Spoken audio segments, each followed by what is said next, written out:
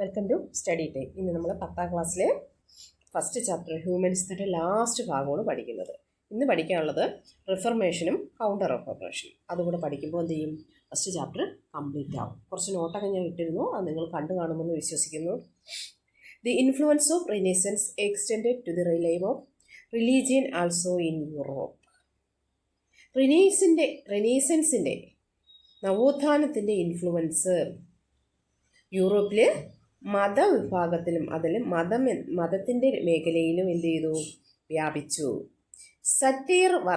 സറ്റീറിക്കൽ works penned by humanist like Erasmus coupled with critics from John Wycliffe, John Huss and Savonarola laid the groundwork for protest against certain practices and beliefs within the Catholic Church.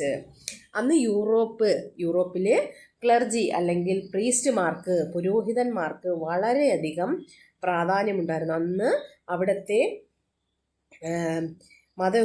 മതം എന്ന് പറയുന്നത് ക്രിസ്ത്യാനിറ്റിയാണ്. ക്രിസ്ത്യാനിറ്റിയിൽ തന്നെ കത്തോലിക്ക church, കത്തോലിക്കരൊന്നും പ്രൊട്ടസ്റ്റൻസുകാരൊന്നും ഉണ്ട്. അതിൽ കത്തോലിക്ക മത വിഭാഗക്കാരായിരുന്നു കൂടുതലും. ഈ കത്തോലിക്ക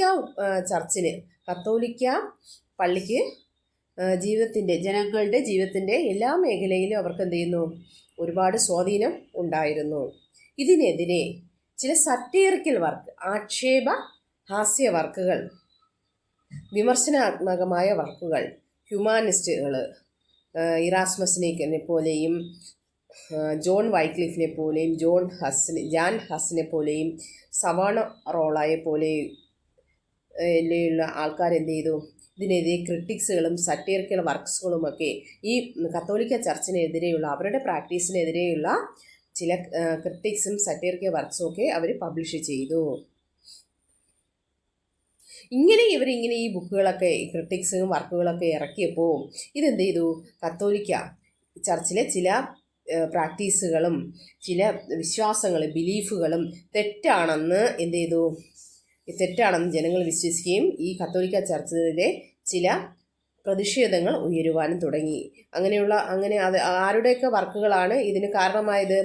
humanist like Erasmus, John Wycliffe, Jan Hus, Savonarola എന്നിവരുടെ കൃതികൾ.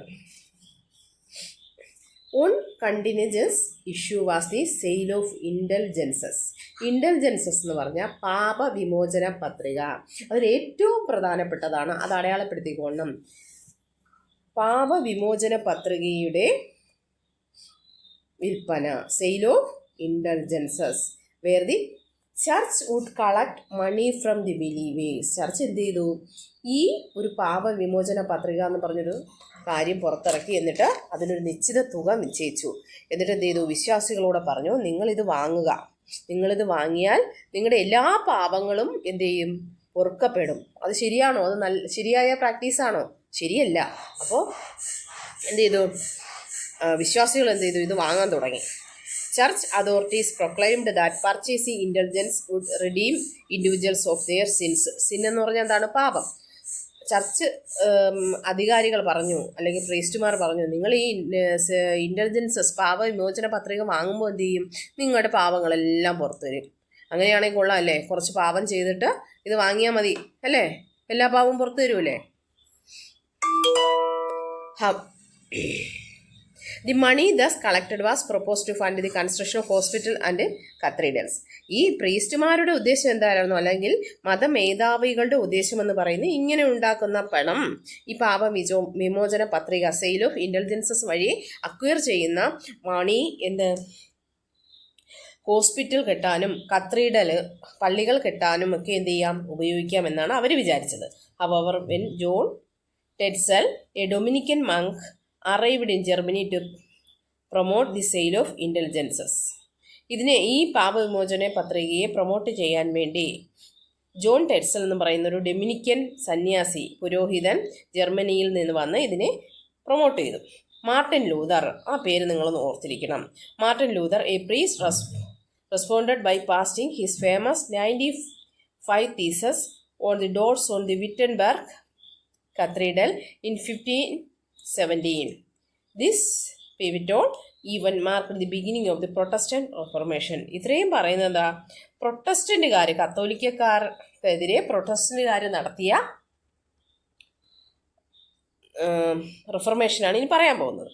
മാർട്ടിൻ ലൂതർ എന്ന് പറയുന്ന ഒരു പ്രീസ്റ്റ്, അദ്ദേഹം എന്ത് ചെയ്തു?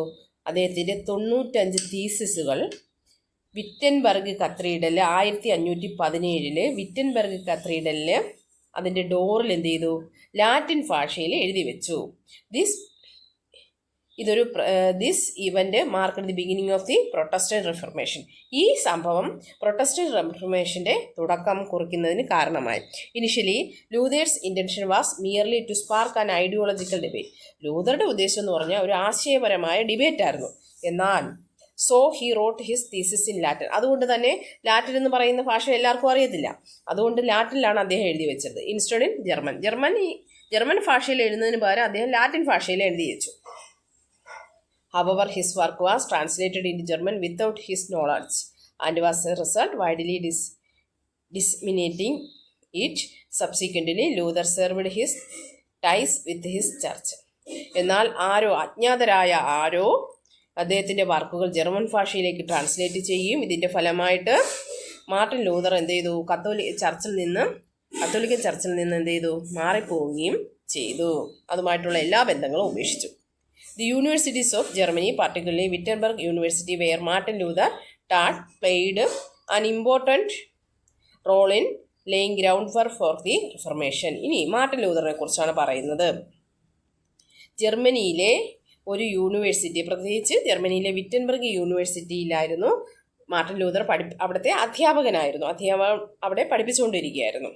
ഈ വിറ്റൻബർഗ് യൂണിവേഴ്സിറ്റിയാണ് റിഫർമേഷന് അതിൻ്റെ ഗ്രൗണ്ട് വർക്ക് എന്ന് പറയുന്ന സ്ഥലം. The interest of secular rulers who wished to limit the powers of the clergy and church court further encouraged the reformation. അവിടെയുള്ള റൂളേഴ്സിനും മറ്റുള്ള ആൾക്കാർക്കുമൊക്കെ, സെക്കുലർ ആയിട്ടുള്ള റൂളേഴ്സിനൊക്കെ ഈ ചർച്ചിൻ്റെ ഇൻക്രീസ് ആയിട്ടുള്ള ഈ അധികാരങ്ങൾ, ഈ പവേഴ്സിനെ അത്രയ്ക്കൊന്നും ഇഷ്ടപ്പെട്ടില്ല. അതുകൊണ്ട് തന്നെ അവരെന്ത് ചെയ്തു? റിഫർമേഷനെ പ്രോത്സാഹിപ്പിച്ച്. എന്തുകൊണ്ടാണ്? ചർച്ച് ടാക്സ് പിരിക്കുന്നു, ചർച്ച് കുറേ കൽപ്പനകൾ പുറപ്പെടുവിക്കുന്നു. അപ്പോൾ റൂളേഴ്സിന് മേലാണ്, തങ്ങൾക്ക് മേലാണ് ചർച്ച് പ്രവർത്തിക്കുന്നതെന്ന് സെക്കുലർ റൂളേഴ്സിന് തോന്നി. അതുകൊണ്ട് തന്നെ അവരെന്ത് ചെയ്തു? റിഫർമേഷനെ, ചർച്ചിനെതിരെയുള്ള ഈ റിഫർമേഷനെ എന്ത് ചെയ്തു? നവീകരണത്തെ, ചർച്ചിൻ്റെ മേലുള്ള നവീകരണത്തെ ഇവർ എൻകറേജ് ചെയ്തു, പ്രോത്സാഹിപ്പിച്ചു. Many rulers has grown dissatisfied with the extensive power of the clergy, particularly in matters of taxation and ecclesiastical appointments. പല റൂളേഴ്സും ചർച്ചിൻ്റെ എക്സ്റ്റെൻസീവ് പവർ, വർദ്ധിച്ചു വരുന്ന അധികാരങ്ങൾക്കെതിരെയും അവർ ടാക്സ് പിരിക്കുന്നതിനെതിരെയും അവർ പല അധികാര കേന്ദ്രങ്ങളിൽ പലരെയും അപ്പോയിൻമെൻറ്റ് ചെയ്യുന്നതിനെതിരെയും എന്ത് ചെയ്തു? അവർ അതൃപ്തി. Reformation that originated in Germany soon spread to other European kingdoms. ജർമ്മനിയിലുണ്ടായ റിഫർമേഷൻ യൂറോപ്പിലെ മറ്റ് രാജ്യങ്ങളിലേക്കും വ്യാപിച്ചു. ഉദാഹരണമായിട്ട് Huldrych Zwingli John Calvin in Switzerland assumed the leadership in Reformation movement. In England King Henry VIII led the Reformation and the Anglican Church emerged there with the monarch serving as its head. This development led to the establishment of national church. ജർമ്മനിയിലുണ്ടായ ഈ reformation മറ്റുള്ള European രാജ്യങ്ങളിലേക്കും spread ചെയ്തു, വ്യാപിച്ചു. അതിനുദാഹരണം സ്വിറ്റ്സർലൻഡിൽ ഈ റിഫർമേഷന് നേതൃത്വം വഹിച്ച 2 പേരാണ് John Calvin, ഹൾഡ്രിച്ച് സിഗ്ലി എന്ന് പറയുന്ന ആളുകൾ. 2 നല്ല പേരുകൾ അല്ലേ. ഇംഗ്ലണ്ടിൽ രാജാവ് തന്നെയാണ് ഇതിന് നേതൃത്വം വഹിച്ചത്, കിങ് ഹെൻറി VIII. അദ്ദേഹം ആംഗ്ലിക്കൻ ചർച്ചിൻ്റെ ഹെഡായിട്ട് വർദ്ധിച്ചു. രാജാവാണ് ചർച്ചിൻ്റെ അധികാരിയായിട്ട് പ്രവർത്തിച്ചു. ഇതിനെ അറിയപ്പെടുന്ന പേരാണ് നാഷണൽ ചർച്ച്. രാജാവ് ചർച്ചിൻ്റെ മേധാവിയാകുമ്പോൾ അതിനെ രാജ്യത്തിൻ്റെ തലവനല്ലേ രാജാവ്, അപ്പോൾ അതിനെ നാഷണൽ ചർച്ചായിട്ട് കണക്കാക്കും. ആ പാരഗ്രാഫിൽ പറഞ്ഞ കാര്യങ്ങൾ ജർമ്മനിയിലുണ്ടായ റിഫർമേഷൻ സ്വിറ്റ്സർലൻഡും ഇംഗ്ലണ്ടും തുടങ്ങിയ രാജ്യങ്ങളിലേക്ക് വ്യാപിച്ചു. അതിൻ്റെ സ്വിറ്റ്സർലൻഡിലെ ആൾക്കാരാണ് ജോൺ കാൽവിനും ഹൾഡ്രിച്ച് സിംഗ്ലിയും, ഇംഗ്ലണ്ടിൽ കിങ് ഹെൻറി VIII, പിന്നെ national church. Next counter reformation. Following the Reformation, the Catholic Church initiated efforts to reform is itself a movement known as the Counter-Reformation. ഈ റെഫർമേഷനെ തുടർന്ന് കത്തോലിക് ചർച്ച് എന്ത് ചെയ്തു? സ്വന്തം നിലയ്ക്ക് ഇനിഷ്യേറ്റ് ചെയ്തു. അവർ സ്വന്തം നിലയ്ക്ക് കുറച്ച് എഫേർട്ട് എടുത്ത് ഒരു മൂവ്മെൻറ്റ് തന്നെ ഉണ്ടാക്കി. എന്താ അതിൻ്റെ പേര്? കൗണ്ടർ റെഫർമേഷൻ അല്ലെങ്കിൽ നവീകരണം. As a part of this initiative, ഇതിൻ്റെ തുടക്കമെന്ന നിലയിൽ the church leadership convinced the council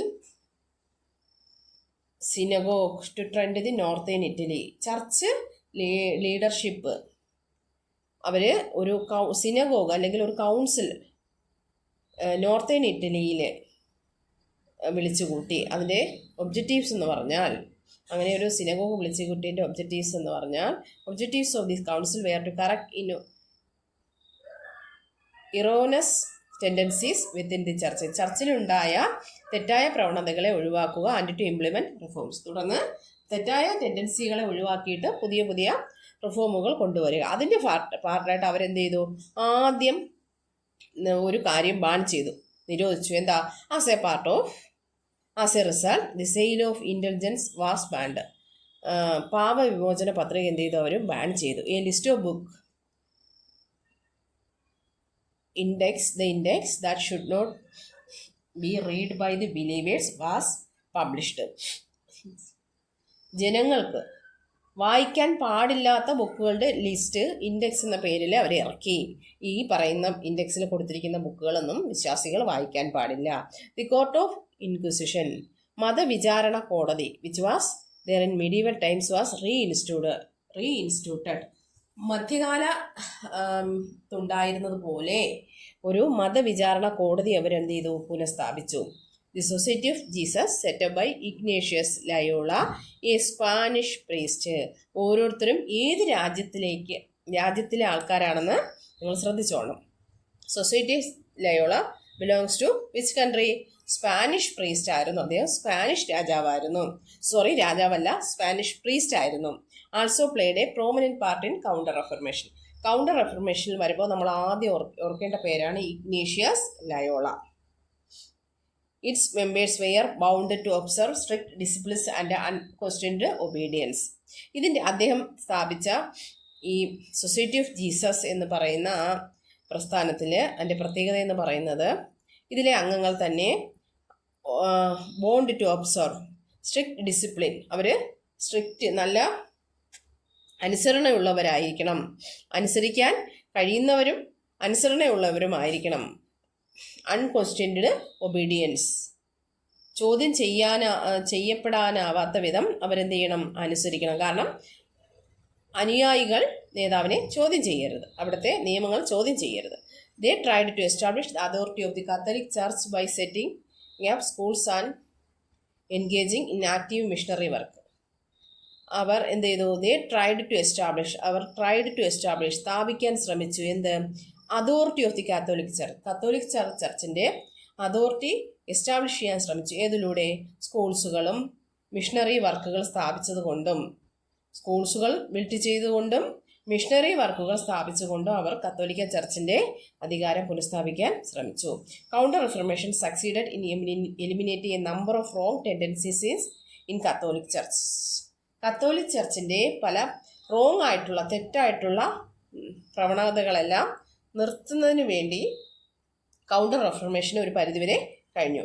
counter Reformation is also known as Catholic Reformation. Catholic ചർച്ചിന് ഉള്ളിൽ തന്നെയുള്ള റെഫർമേഷൻ ആയതുകൊണ്ട് തന്നെ ഇതിനെ കത്തോലിക് റെഫർമേഷൻ എന്നും കൗണ്ടർ റെഫർമേഷൻ എന്നും അറിയപ്പെടുന്നു. The Renaissance marks the revolutionary progress of humanistic ideas that originated in Greco Roman times. Renaissance period ഒരുപാട് വിപ്ലവാത്മകമായ പല ഐഡിയാസും എന്ത് ചെയ്തു? ലോകത്തിന് സംഭാവന ചെയ്തു. ഇതോടുകൂടി ചാപ്റ്റർ തീരുകയാണ്. എന്തെങ്കിലും സജഷൻസ് ഉണ്ടെങ്കിൽ നിങ്ങൾക്ക് അറിയിക്കാം. എല്ലാവരും എന്ത് ചെയ്യുക? ചാനൽ കാണുക, കമൻസുകൾ ഇടുക, ലൈക്ക് ചെയ്യുക, ഷെയർ ചെയ്യുക. നിങ്ങളുടെ ഫ്രണ്ട്സിനും കൂടി നിങ്ങൾ ഷെയർ ചെയ്യുക, സബ്സ്ക്രൈബ് ചെയ്യുക, ബെല്ലൈക്കൺ അമർത്തുക. ഓക്കെ, അടുത്ത ദിവസം നമുക്ക് അടുത്ത ചാപ്റ്റർ പഠിക്കാം.